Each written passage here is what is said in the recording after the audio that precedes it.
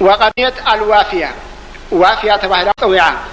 قاله سفيان بن عيينة لأن مصلي لو قرأ من سائر نصفها في ركعة ونصفها الآخر في ركعة لأجزأ.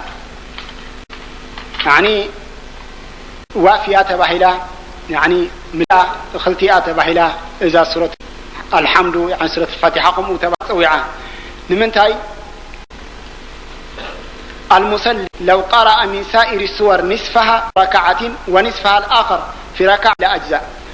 حجي عمد قريء كاب تقدمت تسجد كلها تخليتي لم يكن الذين نقلك نخلت الصلاة كتكمل لا تخلي.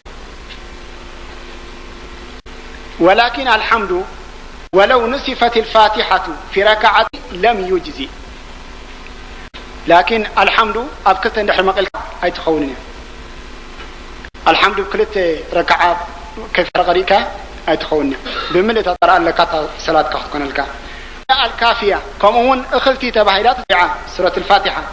قال يحيى أبي كثير لأنها تكفي فات عن سواها نبينا أخلتي ولا يكفي سواها عن نسرة الفاتحة كاجن ولا تزنوح سورة البقرة أنت قرأك في صلاتك فصلاتك حسبنا مالتي مخنياته الحمد سجدفك.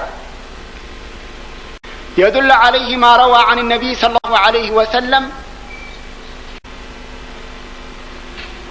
ما معناه أم القرآن عن غيرها وليس غيرها منها عوضا. يعني أم القرآن مالتي لم رسول الله عليه وسلم عوض عن غيرها متى كاتت أكن خالق وليس غيرها من عوضا يعني ساقن نخال متى كاتت كون أي تخلنا. سورة الفاتحة بين قريكا سلام اللي تخليها ولكن سورة الفاتحة كخالق قريكا خون أي تنين. ذكره القرطبي. وفي الحديث الرسول صلى الله عليه وسلم لا تجزئ صلاة لا يقرأ فيها بأم القرآن. صلاة أيكون الكانيو الحمد انت زي كريكا. وفي الحديث آخر لا صلاة من لم يقرأ بفاتحة الكتاب.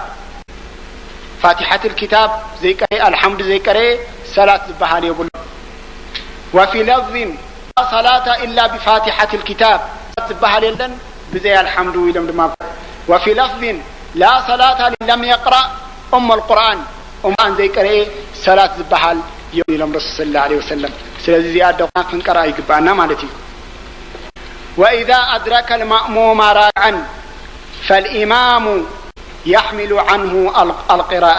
يعني حدي مأموم بدقمتي إمام وريد تصنيحه قد حمد زي قراءكو أي بلنيو مسؤو ركوع قبر مالتي الله أكبر إلو مسؤو ركوع قبر فصلاة أركبي مالتي مخنياتو تافنتنا الحمد من تسكيمو الله إمام تسكيمو الله مالتي زب زي الحمد كوننا إلنا إمام ركوع غير خلو تطوينا الحمد خين قرر مالتي.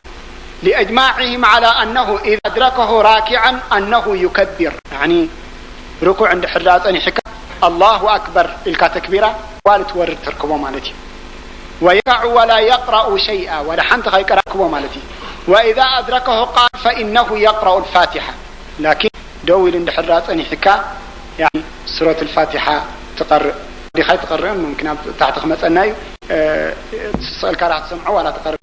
وعند الشافعي وجماعات من أهل العلم لا تجد أحدا صلاة حتى يقرأ بفاتحة الكتاب في كل ركعة إماما كان أو مأموما جهر إمامه أو أسر. يعني هنا إمام الشافعي انتهى بزي الحمد صلاة الرئيسة أي تخونني إمام ولا مأموم تخون إمام ولا تسجد انتهاليخا من دحر يقرأ له حاولوا يقرأ كسيلي يقرأ السخان قد لك إلهم يعني إمام الشيعي. وفي الحديث من صلى صلاة لم يقرأ فيها بأم القرآن فهي خداع أي ناقصة غير تام.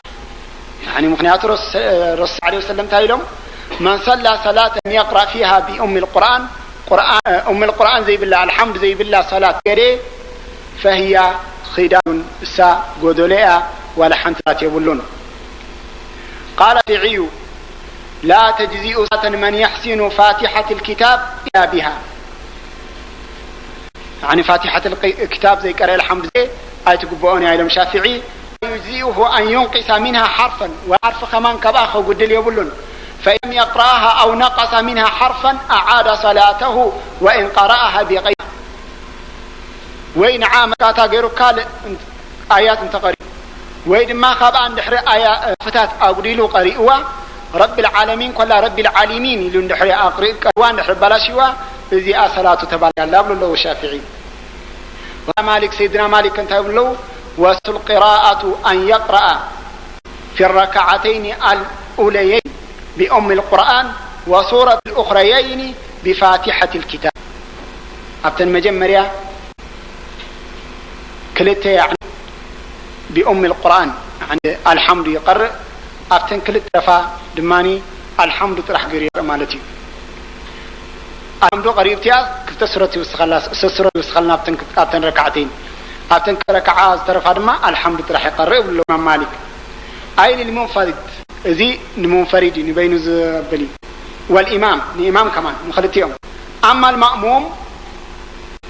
مأموم ترى أخونك تختلي تخونك فيقرأ الفاتحة عنده في الصلاة السرية وينصت في الجهر.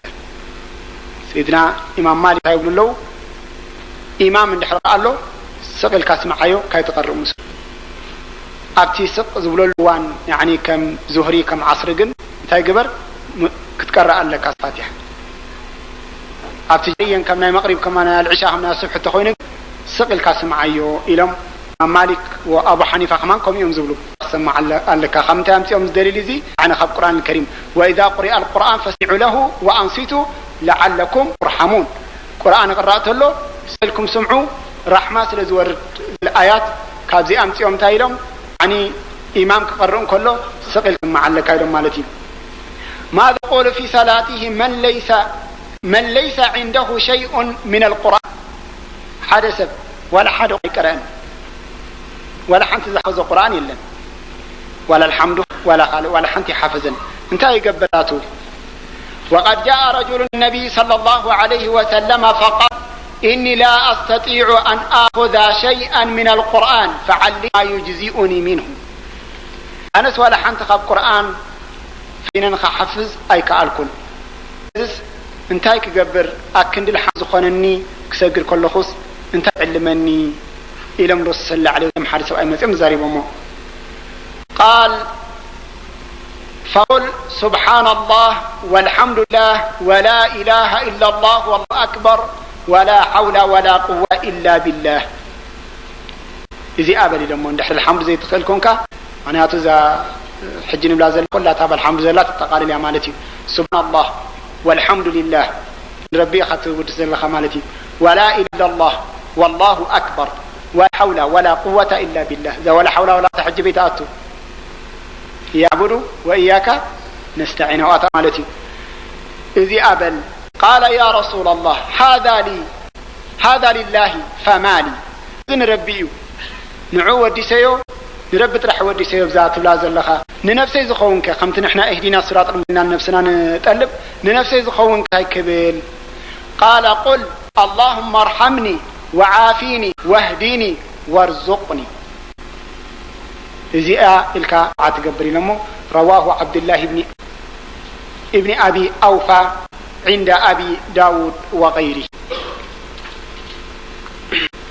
قال بعض أهل العلم قال من تايلم فإن عجز عن إساءة شيء من هذا اللفظ فلدع الصلاة مع الإمام جهدا ولا تبال تنحت أي كالن حدي زي أخمان زي كالن انتهى قبر كل جزء مس إمام سجد معناه الإمام كله سلزح مولا مالتي كل سلكمو مس إمام سجد كل جزء فالإمام يحمل ذلك عنه إن شاء الله وعليه أبدا أن يجهد نفسه في تعلم فاتحة الكتاب فما ذا إلى أن يحول الموت دون ذلك هو بحال الاجتهاد فيعذره الله. استخال متنقل أي كإلني إلو سكبر يقولون كسجر له ولا خندت ولا إمام تريها ليو كندت بحاله كند أدو كبر الله مالتي مخنياته مع عذري يقولون سلام سلازي دويلو ولا خيك كسجد يقبأ مالتيو جنا أكلني لسكبي بلون كعلم الحمد نخفلت قال سورتات نخفلت كتعرى له كحفظ من دحري إن دات عارم كله مي نرب سبحانه وتعالى سبحانه جهود له يتعرني رحم ولي دام قبلا بارك بالخير مالتي تأمين زيا آمين تبل قال زيا يعني في الله حزبنا بتعمي دخله ولا الضالين دابل إما سقطبل ويبل بخا آمين تبل إذا أجباني أبتنا جهريا خونك حول كآمين كتبل جباء كساب جزا دمت زهب مالتي